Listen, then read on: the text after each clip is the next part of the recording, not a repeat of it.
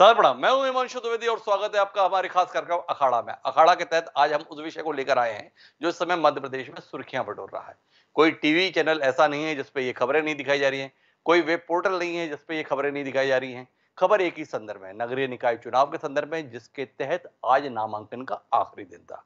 दोनों ही राजनीतिक दलों ने महापौर के संदर्भ में अपने प्रत्याशियों का ऐलान तो पहले ही कर दिया था, लेकिन पार्षदों की सूची जारी करने के संदर्भ में बहुत इंतजार कराया और आखिरी दिन जब सूची जारी भी की तो जिस आशंका के चलते सूची को लंबित किया हुआ था, उन आशंकाओं को सही साबित किया उसकी प्रतिक्रिया ने। हर तरफ मानो आग सी लगी हुई है। बाकी देश में अग्निपथ योजना के संदर्भ में लोग आक्रोश व्यक्त कर रहे हैं, पर मध्य प्रदेश में दोनों ही प्रमुख राजनीतिक दल अर्थात भारतीय जनता पार्टी और भारतीय राष्ट्रीय कांग्रेस के तमाम कार्यकर्ता इस सूची के विरोध में अपने गुस्से को अलग अलग तरीके से इजहार कर रहे हैं। देवास में तो एक भाजपा कार्यकर्ता ने आत्मघातक का प्रयास कर लिया। झड़ी लगी हुई है लोगों के द्वारा इस्तीफे देने के संदर्भ में घोषणाओं की। दो किस्म की ये घोषणाएं, एक विधिवत पार्टी को पत्र जारी किया जा रहा है और दूसरी तरफ सोशल मीडिया के माध्यम से अपनी इस्तीफे की तथाकथित जानकारी सार्वजनिक की जा रही है। लेकिन दोनों ही दल के लिए पार्षद पद के संदर्भ में सूचियां परेशानी का सबब बनी हुई हैं। क्या रीवा, क्या सतना, क्या जबलपुर, क्या ग्वालियर, क्या इंदौर, क्या खंडवा, कोई जगह ऐसी बची नहीं जहां पर विरोध के स्वर नहीं है। और विरोध के स्वर ही नहीं है, आरोप प्रत्यारोप की भी झड़ी लगी हुई है। भारतीय जनता पार्टी की सूची के संदर्भ में शिकायतें ज्यादा है, शायद इसलिए कि नगरीय निकाय के संदर्भ में माना जाता है कि भाजपा ज्यादा बेहतर प्रदर्शन करती है। इसलिए लोगों की अपेक्षा, उम्मीद ज्यादा रहती है कि भाजपा का अगर टिकट मिलेगा तो जीत की संभावना काफी प्रबल हो जाएगी। लेकिन भारतीय जनता पार्टी ने निराश कर दिया उन तमाम दावेदारों को जो माने बैठे थे कि उनको तो मैदान में उतरना ही है। खासी परेशानी सिंधिया समर्थकों के संदर्भ में भी है। जब ज्योतिरादित्य सिंधिया कांग्रेस में हुआ करते थे तो उनके संकेत मात्र से टिकट उनके इलाके में मिल जाया करते थे। यहां उन्होंने सारा जोर लगा लिया तो भी सूची देख के पता चलता है कि सिंधिया समर्थक बहुत ज्यादा जगह पाने में कामयाब नहीं रहे। पार्टी ने 2 साल बाद ही शायद उनके उस योगदान को भुला दिया जिसके तहत वह मध्य प्रदेश में सत्ता में काबिज है। इसको लेकर प्रतिक्रिया है, इसलिए बड़ी संख्या में सिंधिया समर्थक भी पार्टी छोड़ने का ऐलान कर रहे हैं। तो आज हम इसी विषय पर बात कर रहे हैं, टूटी आस के संदर्भ में बात कर रहे हैं। तो इस चर्चा का हिस्सा बनने के लिए हमारे साथ 4 खास मेहमान जुड़ रहे हैं। हमारे साथ बगावत का सुर बुलंद करने वालों में शामिल शशि मिश्रा जी हैं, जो प्रदेश सचिव हैं कांग्रेस पार्टी की, वह हमारे साथ में है। हमारे साथ शंकरलाल तिवारी जी हैं, भारतीय जनता पार्टी का मुखर चेहरा है। हमारे साथ भूपेंद्र गुप्ता जी हैं, जो भारतीय जनता पार्टी के मीडिया प्रकोष्ठ के प्रदेश उपाध्यक्ष हैं। और साथ ही इन सब पर टिप्पणी देने के लिए प्रदेश के वरिष्ठ पत्रकार, इंदौर प्रेस क्लब के अध्यक्ष अरविंद तिवारी जी भी हमारे साथ में हैं। सबसे पहले शशि मिश्रा जी से बातचीत की शुरुआत करते हैं। एक नगरीय निकाय के संदर्भ में लोगों को टिकट क्या नहीं मिला, पार्टी जिसको वो अपनी मां कहते हैं, अपना सब कुछ बताते हैं, उससे इस्तीफा देने का सिलसिला शुरू हो गया। आपके संदर्भ में भी बताया जा रहा है आप भी बहुत नाराज हैं, क्या हो गया शशि जी? एक टिकट का ना मिलना इतनी नाराजगी के रूप में क्यों आ रहा है? नहीं, नहीं, एक टिकट ना मिलना नाराज़गी बिल्कुल इस बात के लिए नहीं है और मैं पार्टी की सदस्य हूँ, आजीवन रहूँगी, क्योंकि मैं पार्टी के विचारों से जुड़ी हुई हूँ। मैंने पदों से इस्तीफा दिया जिस पदों पर मैं थी। नाराज़गी का विषय ये है कि महिला कांग्रेस काम करती है, भीड़ इकट्ठी करती है, हर वार्ड में हम अपने कार्यकर्ता बनाते हैं, हमने पोलिंग बूथ बनाए, सब कुछ किए हैं। लेकिन जब टिकट का नंबर आता है कि नेताओं की पत्नियों को पद भी सा एक था। दूसरा हमारा ये था कि जैसे कि कमलनाथ जी ने एक आदेश दिया कि हम वार्ड में ही वार्ड का प्रत्याशी बनाएंगे, जो वार्ड का मतदाता होगा।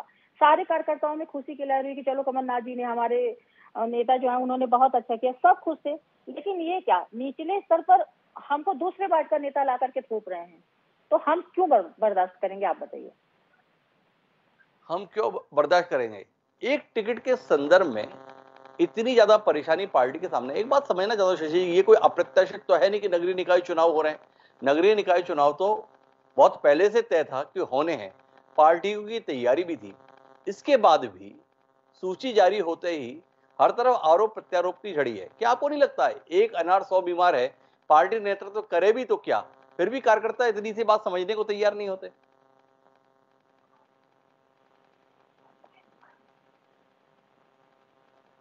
शशि जी, मेरी आवाज सुन पा रही? शशि जी तक शायद मेरी आवाज नहीं जा रही है, लेकिन मेरे साथ में अरविंद तिवारी जी जुड़े हुए हैं। प्रदेश स्तर पर जो प्रतिक्रियाएं देखने को मिल रही हैं अरविंद तिवारी जी, दोनों प्रमुख राजनीतिक दल पहले से ही सहमे हुए थे। असली इस प्रतिक्रिया को हम अप्रत्याशित नहीं कह सकते। हम ये नहीं कह सकते अरे ये क्या हो रहा है। दोनों ही राजनीतिक दल ने नामांकन दाखिल होने के तकरीबन 18 घंटे पहले अपनी सूचियों को जारी करना शुरू किया, फिर भी प्रतिक्रिया है। इस प्रतिक्रिया पर वरिष्ठ पत्रकार अरविंद तिवारी की प्रतिक्रिया। देखिए हिमांशु जी, इंदौर से बात शुरू करते हैं जी। कल शाम से जो नजारा मैं इंदौर में देख रहा हूं वो वास्तव में चौंकाने वाला है।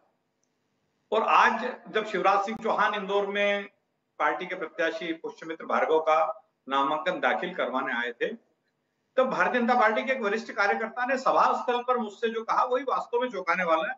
उसने कहा कि इस बार भाजपा की सूची में पार्टी के निष्ठावान लोगों की बजाय चरण वंदना करने वालों को प्राथमिकता दी गई। ये भारतीय जनता पार्टी के एक बहुत ही पुराने कार्यकर्ता ने मुझसे कहा।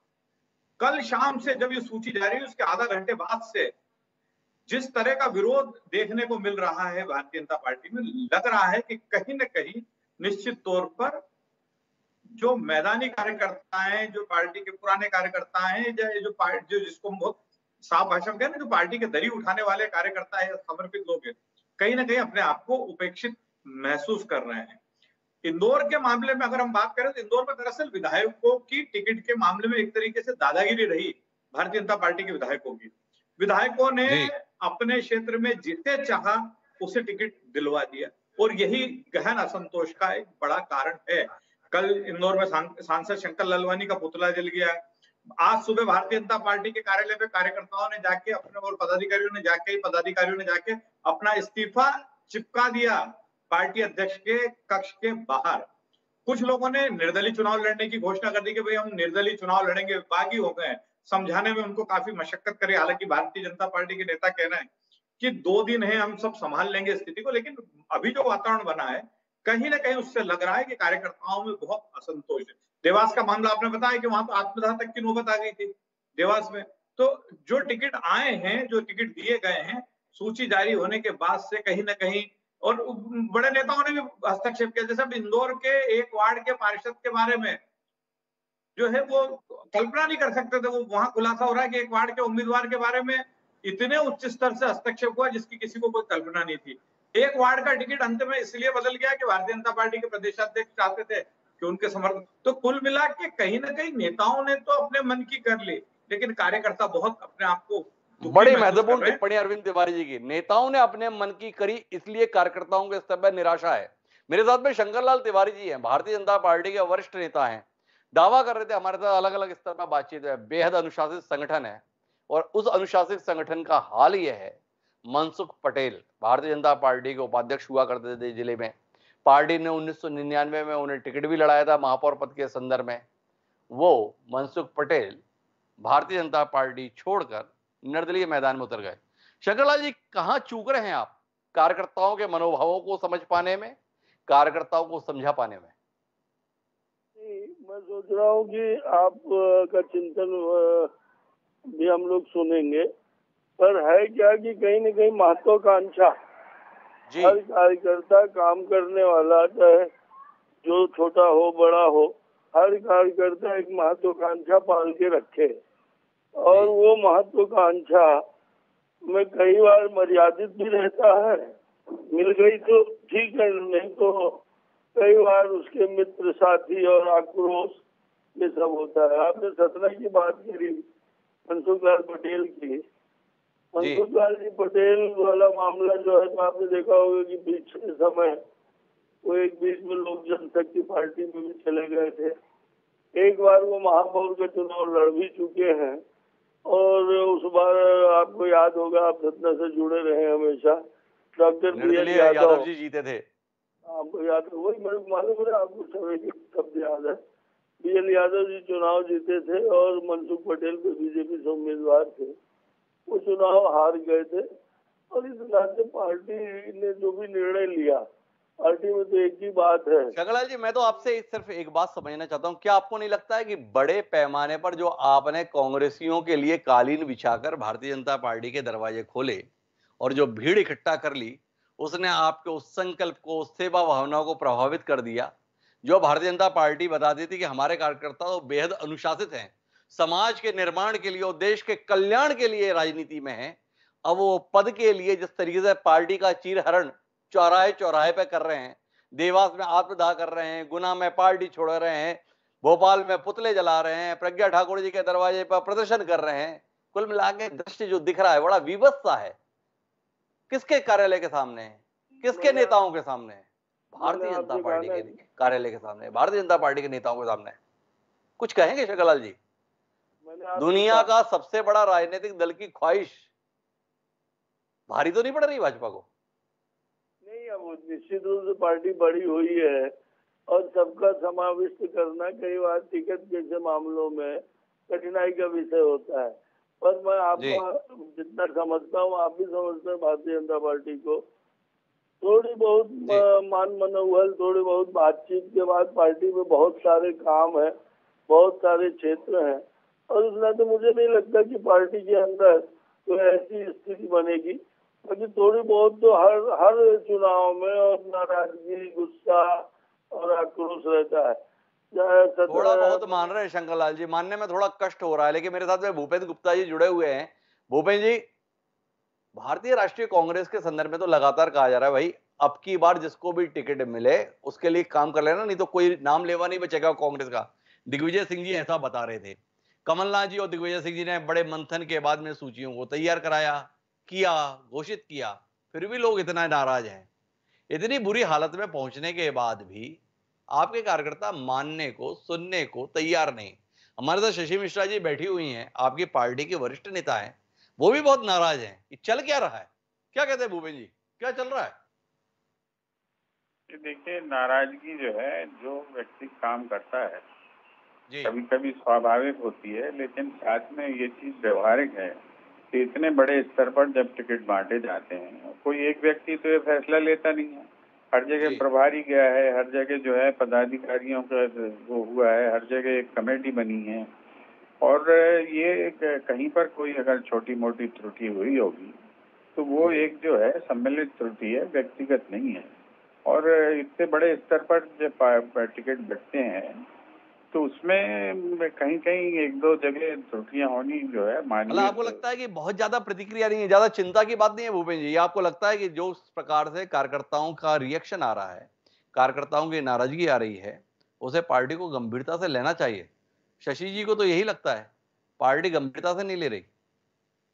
पार्टी गंभीरता से ले रही, शशि जी खुद गंभीरता से ले रही। उन्होंने क्या कहा कि हमने प्रतिक्रिया में पद छोड़ा है, पार्टी नहीं छोड़ी।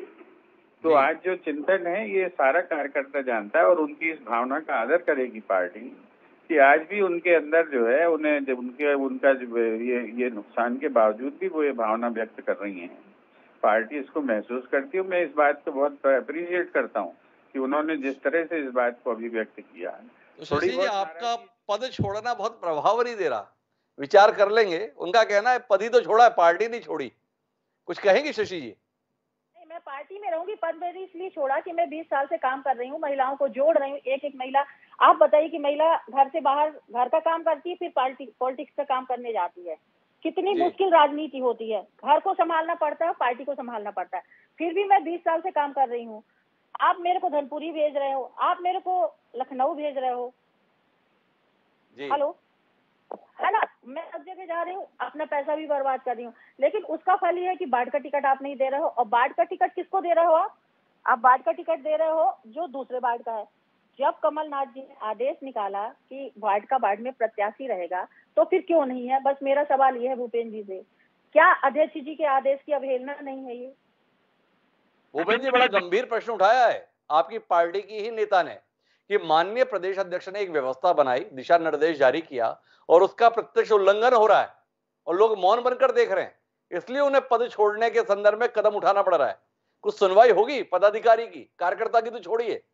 निश्चित रूप से होगी। उनकी प्रतिक्रिया जो है बहुत व्यवहारिक प्रतिक्रिया है और बहुत सम्मानजनक भी इसलिए है कि वो आज भी पार्टी के प्रति उतनी गहन निष्ठा रखती हैं। और इस बात को मैं बिल्कुल अप्रिशिएट करता हूँ कि महिलाओं के लिए काम करना बहुत दूभर काम है सर राजनीतिक संगठनों में। और वो जो है निश्चित रूप से अपने आप को बहुत सारी चीजें, अपना समय, अपने बच्चों के लिए दिए जाने वाला समय, ये सारी चीजें सेक्रीफाइस करके काम करती हैं। अच्छा, मेरा एक और सवाल है भूपेश जी, कांग्रेस पे तो बात हो गई, असल में कांग्रेस में तो ऐसे दृश्य देख रहे हैं कि हम आदी भी हैं। कांग्रेस में एक दूसरे पे आरोप प्रत्यारोप लगाना, कुर्ते खींचना, फाड़ना, ये भी चलता है। पर इस बार भारतीय जनता पार्टी में ये दृश्य काफी दिख रहा है। ये बड़े पैमाने पर जो आपने कांग्रेसी भाजपा में भेजे हैं, इतनी जल्दी अपना रंग दिखा रहे हैं या कुछ और आप देख पा रहे हैं जो शायद हम नहीं देख पा रहे?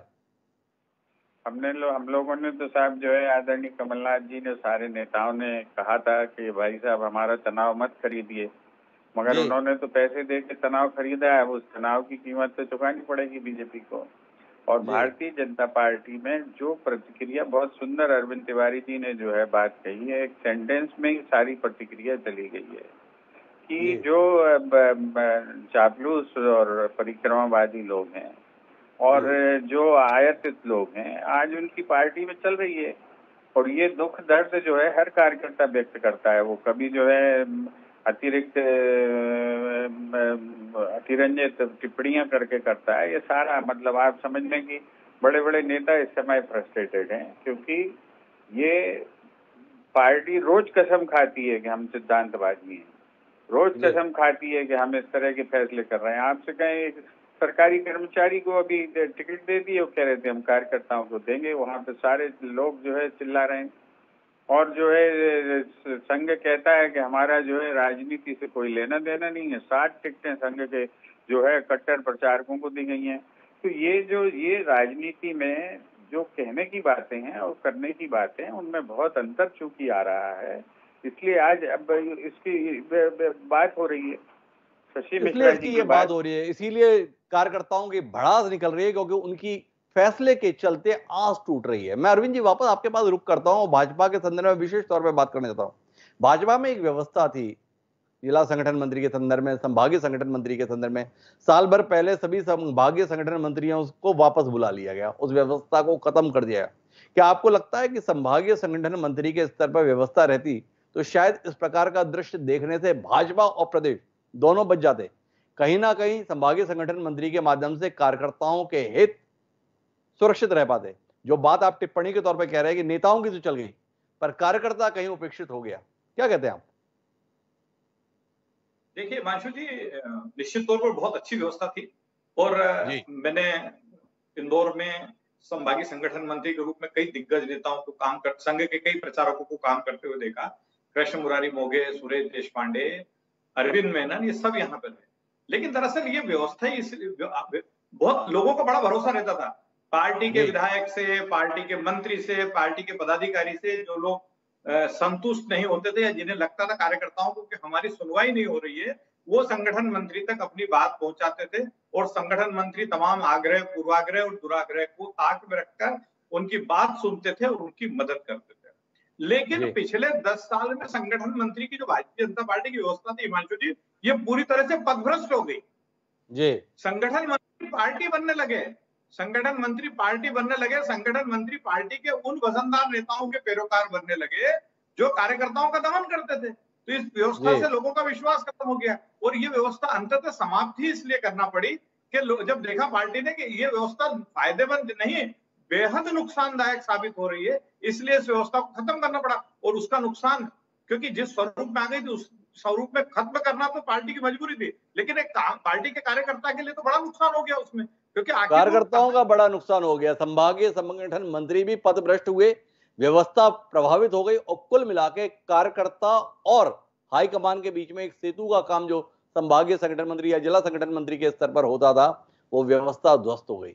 मैं शंकरलाल जी आपके पास आना चाहता हूं। इस बार की टिकट की घोषणा के साथ में बड़े अजीबोगरीब दृश्य भाजपा में देखने को मिल रहे हैं। छतरपुर में केंद्रीय मंत्री वीरेंद्र खटीक जी तक नाराज हैं। सूची जारी होती है, 1 घंटे में उसे निरस्त किया जाता है। आरोप है जिलाध्यक्ष पैसे खाकर कर लिए। ग्वालियर में अनूप मिश्रा अटल बिहारी वाजपेयी जी के भांजे जिस वार्ड में रहते हैं, उसमें भी अपने पसंद के व्यक्ति को टिकट दिला पाने में नाकाम रहे।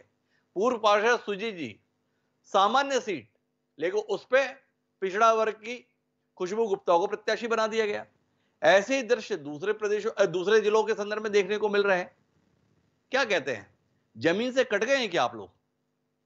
ऐसा बिल्कुल नहीं है, ना जमीन से कटे हैं। जो भी प्रत्याशी सामने आए हैं वो भी पार्टी के ही कार्यकर्ता है और वो जमीन से जुड़े रहे हैं।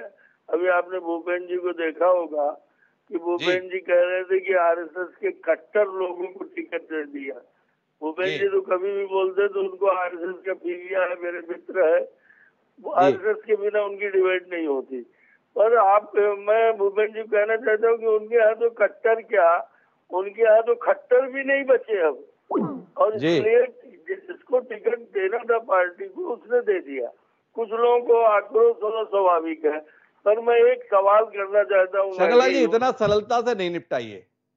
छतरपुर जिले में सूची जारी होती है और 1 घंटे बाद ही उस सूची को निरस्त करने का फरमान प्रदेश नेतृत्व के द्वारा दिया जाता है। क्या कहेंगे इसे? पार्टी पथभ्रष्ट नहीं हो गई? आपके नेता कहीं ना कहीं भ्रष्ट नहीं हो गए? खारिज करेंगे इस बात को? कहना पूरी तरीके से सहयोग की होगी इस बात को लेके कि भ्रष्ट हो गए ये वो। मैं ये कह रहा हूँ कि सूचियां पहले भी निरस्त होती रही है। आपने देखा होगा कि पहले भी संशोधन होते रहे सूचियों में, पहले भी निरस्त होती रही है सूचियां।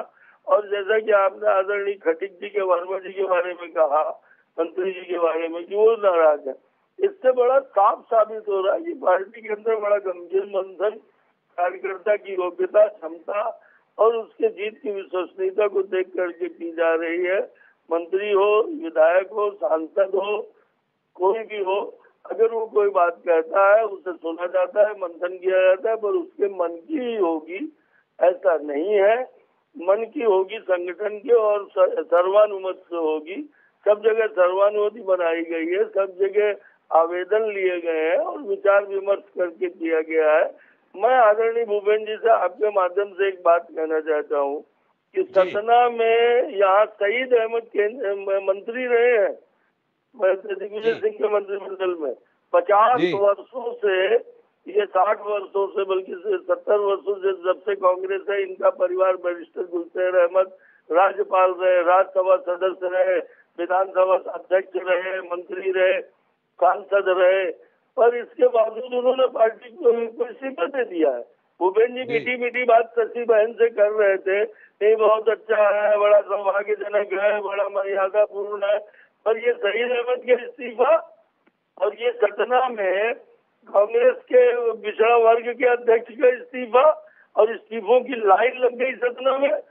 और इतना ही नहीं, मतलब मनसुख पटेल पे बात मत कीजिए भूपेंद्र गुप्ता जी, आप तो शहीद अहमद पे बात कीजिए, ऐसा शंकरलाल तिवारी जी चाहते हैं। दिक्कत ये आ रही है दोनों राजनीतिक दलों के संदर्भ में कि दोनों ही अपने दामन पर लगे हुए दागों को देखने के लिए तैयार नहीं है। उन्हें ज्यादा चिंता इस बात की कि सामने वाले प्रतिद्वंदी के कपड़ों को कितना गंदा हम बता पाए। लेकिन मैं शशि मिश्रा जी आपके पास आना चाहता हूं, फिर भूपेंद्र जी के पास जाऊंगा।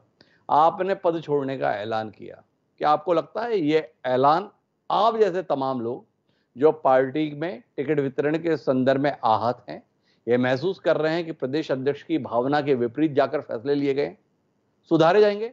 अभी तो नाम वापसी के लिए समय बचा हुआ है, नाम परिवर्तित हो सकता है। क्या आपको अभी भी उम्मीद है कि आपके साथ न्याय होगा, या आपने मान लिया है इस बार तो जो होना था हो गया, किसी को असर नहीं पड़ने वाला है? नहीं, बिल्कुल मुझे उम्मीद है, मुझे पता है, क्योंकि मैं योग्यता रखती हूँ। यदि मैं योग्यता नहीं रखती तो मुझे उम्मीद नहीं रहती, योग्यता रखती हूँ। दूसरी बात मैं ये कहना चाहती हूँ कि चुनाव आखिर छोटे होते ही क्यों हैं, कि हम अपने वार्ड का एक जनप्रतिनिधि चुनकर दे जो ऊपर हमारी लड़ाई लड़े। अब हम दूसरे वार्ड का लेके आएंगे और मान लो हमारे वार्ड का कोई ऐसा कार्यकर्ता है जिसके पास गाड़ी घोड़ा कुछ भी नहीं है, तो वो दूसरे वार्ड तक कैसे अपनी बात पहुंचाएगा? इसीलिए छोटे छोटे चुनाव होते हैं। एक श्रेणी बनी हुई है कि पार्षद होगा, फिर अध्यक्ष होगा, विधायक होगा, मुख्यमंत्री होगा, प्रधानमंत्री होगा। हमारी बात सीधे प्रधानमंत्री से कैसे हो सकती है? तो हम छोटी कड़ी को यदि तोड़ देंगे, मैं कांग्रेस से कहना चाहती हूँ कि मैं एक बार आप आदेश बनाते हैं, अपना लेटर निकालते हैं और फिर खुद प्रदेश अध्यक्ष के लेटर पर जो इधर के स्थानीय नेता हैं, क्योंकि प्रदेश अध्यक्ष जी को तो पता ही नहीं है कि नीचे क्या हो रहा है, ये लोग ऊपर तक बताते नहीं। जो स्थानीय नेता हैं वो कैसे उनके आदेशों की धज्जियां उड़ाते हैं, मैं इसकी बात कर रही हूँ। इसकी बात कर रहा है, प्रदेश अध्यक्ष के आदेशों की धज्जियां जिले स्तर के नेता किस तरीके से उड़ा रहे हैं, इस पे भूपेंद्र गुप्ता जी, शशि जी सवाल उठा रही है। इसका उत्तर चाहिए एक। और दूसरा आपसे जानना चाहता हूं, वो आप कसम खिला रहे थे, कुछ शपथ पत्र भरवा रहे थे, कुछ काम नहीं आ रहा। आपके लोग हस्ताक्षर कर गए, उसके बाद सड़क पर उतर गए, बड़ा अजीब सा दृश्य है। कुछ कहेंगे? भविष्य में सुधारेंगे या ऐसे कसम वसम के चक्कर में नहीं पड़ेंगे? नहीं, देखिए, सुधार तो निरंतर प्रक्रिया है और होता ही है, और हर पार्टी में ये भी जो है शशि जी जो बात कह रही हैं बड़ी जेन्युइन बात है, और इसी समस्या को लेकर तो ये आदेश निकाला गया था। अब कहीं कहीं उसका उल्लंघन हुआ है कि हम जो है वार्ड के अंदर से ही नेतृत्व का विकास करेंगे। बिल्कुल ठीक कह रही हैं वो, और उसका उद्देश्य भी यही था कि ये जो प्रॉब्लम आने वाली है, आज क्या हुआ है कि आरक्षण के कारण कई लोगों के वार्ड बदल गए, सीटें बदल गई, हर आदमी अपना वार्ड बदलना चाहता है। ये समस्या बड़े लेवल पर आने वाली थी, इसको जो है भांप लिया था कांग्रेस ने, इसीलिए वो आदेश निकाला था, और उसको जो है मिनिमाइज करने में हम लोग सफल हुए हैं। जहां त्रुटियां हुई हैं, शशि जी का तो जो समझ लो आपका प्रकरण संज्ञान में आ ही गया है, ये अध्यक्ष जी तक पहुंचेगा जी। क्या फैसला होता है इसमें अध्यक्ष जी फैसला करेंगे, लेकिन निश्चित रूप से जो है कभी भी जो है 100% परफेक्शन। अरे भूपेश जी, मैं तो सीधा सवाल करता हूं, क्या अध्यक्ष जी ने जो व्यवस्था बनाई है, जिन विषयों में भी उस मामले में उल्लंघन का या अनियमितता का मामला आज की तारीख में सार्वजनिक हो जाएगा, आपकी जानकारी में आ जाएगा, क्या आप ये कहने की सीमा है कि उन सबको कल तक संशोधित कर दिया जाएगा? सवाल है, क्योंकि माननीय कमलनाथ जी की बात का वजन का सवाल है, सम्मान का सवाल है, उसके पालन का सवाल है। क्या कहते हैं भूपेन जी, कमलनाथ जी का कुछ सम्मान वम्मान रहेगा निर्णय का कि नहीं रहेगा? सम्मान है, और उनकी जो है निर्णय का आदर सर्वोपरि है, होगा क्यों नहीं होगा, और मैं स्वयं भी ये बात संज्ञान में लाने की कोशिश करूंगा। दूसरी चीज मैं ये कहना चाह रहा हूँ कि अभी हमारे जो मित्र हैं, बहुत अच्छे मित्र हैं मेरे, शंकर लाल तिवारी जी, मैंने इनको बहुत संघर्ष करते देखा और उठते देखा है, और फिर भारतीय जनता पार्टी द्वारा ये घोड़ा है, शेर हैं, उसके बाद इन्हें खच्चर बना दिया पार्टी ने। तो ये भले कह रहे थे कांग्रेस की पार्टी को खच्चर हो गई है, हम स्वीकार कर लेते हैं, लेकिन ये तो घोड़ा हैं, इनके साथ क्या हुआ, इनको क्यों पार्टी इतना उपेक्षित कर रही है? और ये तो बहुत छोटे स्तर से संघर्ष करके इन्होंने एक एक आदमी को जोड़ा, मैंने तो इनको अपनी आंख से देखा है काम करते हुए। तो ये ऐसा नहीं है, ये एक दौर ऐसा आ रहा है जो बड़े भावुक आदमी है, भारतीय जनता पार्टी के नेता हैं शंकरलाल तिवारी, तो क्या हो गया? उनकी दुर्दशा देखकर आंसू निकले आए भूपेन्द्र जी के, बहुत दुखी हैं, बहुत आहत है। शंकरलाल जी, भाजपा में कोई आपकी चिंता नहीं कर रहा, कोई बात नहीं, कांग्रेस ही आपकी चिंता कर रहे हैं। लेकिन मैं अरविंद तिवारी जी आखिरी बातचीत के लिए आपके पास आना चाहता हूं और आपसे जानना ये चाहता हूं कि दोनों ही पार्टियों में द्वंद्व है, दोनों ही पार्टियों में अंतर्कलह है, दोनों ही पार्टियों के का असंतोष सड़क पर आया हुआ है। कुल जमा नगरीय निकाय चुनाव के परिणामों को यह असंतोष किस रूप में प्रभावित करेगा? दोनों पार्टियों के असंतोष की तासीर को आप देख रहे हैं, किसके लिए ज्यादा बड़ी चुनौती, किसके लिए ज्यादा बड़ा संकट? देखिए, भारतीय जनता पार्टी के लिए इस मौके पर राष्ट्रीय स्वयंसेवक संघ मददगार की भूमिका में आ जाता है, पार्टी के वरिष्ठ नेता मददगार की भूमिका में आ जाते हैं। तो मुझे लगता है कि जो असंतोष उभरा है उसे थामने में भारतीय जनता पार्टी ज्यादा सफल होगी बनिस्बत कांग्रेस के। कांग्रेस में पिछले 3 दिन से मैं जो इंदौर में नजारा देख रहा हूं, कांग्रेस के इंदौर के 23 वार्ड के प्रत्याशियों की घोषणा अभी भी बाकी है हिमांशु जी, लेकिन जो स्थितियां मैं देख रहा हूं बेकाबू होती, मुझे नहीं लगता कि असंतोष जो पैदा हुआ है कांग्रेस का, उसको बहुत आसानी से थामा जा सकेगा, और इसका नुकसान निश्चित तौर पर कांग्रेस को उठाना पड़ेगा। बड़े महत्वपूर्ण टिप्पणी अरविंद तिवारी जी की है। संघ ऐसे मामलों में बड़ा महत्वपूर्ण रोल निभाता है, और जैसा कि स्वयं कांग्रेसी भी बोल रहे हैं कि कट्टर स्वयं सेवकों को जो है इस बार पार्टी ने प्रत्याशी बनाया है, तो जब संघ प्रत्यक्ष तौर पर मैदान में उतर पड़ा है तो इस असंतोष को थामने के लिए संघ बड़ी भूमिका भी निभाएगा। भारतीय जनता पार्टी में ऐसे नेताओं की लंबी फहरिस्त है जो इस प्रकार की चीजों के हैंडलिंग में निष्णात हैं, दक्ष हैं, कुशल हैं, पर भारतीय राष्ट्रीय कांग्रेस के संदर्भ में इस असंतोष को थामना अपने आप में बड़ी चुनौती है। इंदौर जैसे महत्वपूर्ण शहर के संदर्भ में 23 सीटों पर अभी तक भारतीय राष्ट्रीय कांग्रेस पार्षदों के नाम सार्वजनिक नहीं कर पाई है। कितना बड़ा संकट, कितना बड़ा द्वंद्व उस भारतीय राष्ट्रीय कांग्रेस के सामने है जो दावा कर रही है कि वो 2023 में मध्य प्रदेश में एक बार फिर सत्ता में आएगी। देखें, क्या नगरीय निकाय की चुनौती को कांग्रेस बखूबी पार कर पाएगी? शशि मिश्रा जी जैसे असंतुष्टों के संदर्भ में क्या वाकई समय रहते कोई समाधान दे पाएगी? और भारतीय जनता पार्टी के संदर्भ में अतीत है कि वह ऐसे मामलों को ठीक तरीके से हैंडल कर लेती है, क्या वो अतीत वर्तमान में भी दिखेगा? जानने में दिलचस्पी रहेगी। अभी तो सच्चाई यही है कि बड़े स्तर पर दोनों ही दलों के कार्यकर्ताओं के आस टूटी है और भड़ास सड़कों पर निकल रही है। जल्द से जल्द इस भड़ास को काबू में कैसे करते हैं, इसे देखने में हमारी दिलचस्पी है। आप सभी मेहमानों का बहुत बहुत धन्यवाद इस चर्चा का हिस्सा बनने के लिए। कल फिर मिलेंगे नए विषय के साथ। मुझे दीजिए इजाजत। सादा प्रणाम।